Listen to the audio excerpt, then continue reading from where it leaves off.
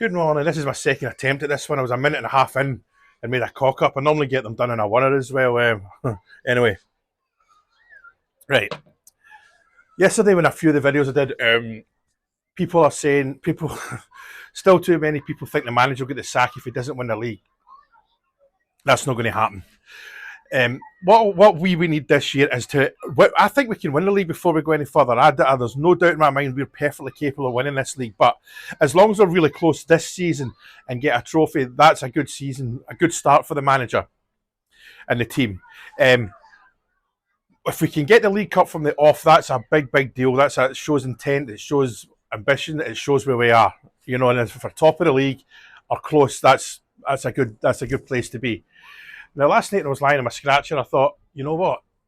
The pressure, the fact that I think previous boards listened to the fans too much. The Gio thing, maybe the prime example, getting that clown and it took over from him, Michael Beale, and whatever many aliases he has.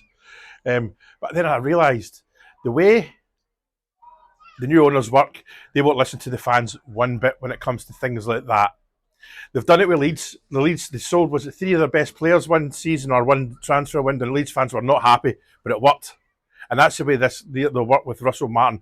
If they think he's doing at this, they think he's at the standard they expect, he ain't going anywhere. And it doesn't matter what the noise is from the people within the fan base that are impatient and don't understand what's happening now, and that they're not going to be listened to in that sense. I'm not saying they won't listen to us when they have fan forums and stuff like that. That's a different thing.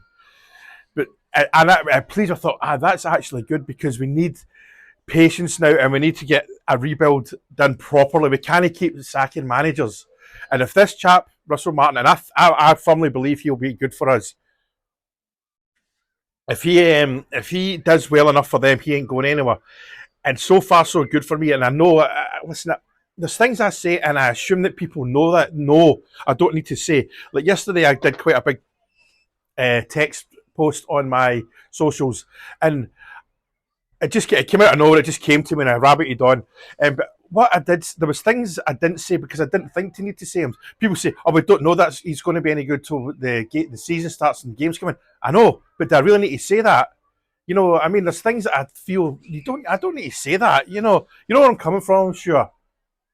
Again, as I say yesterday, I don't want to say the same thing all the time, which is kind of hard to do at times.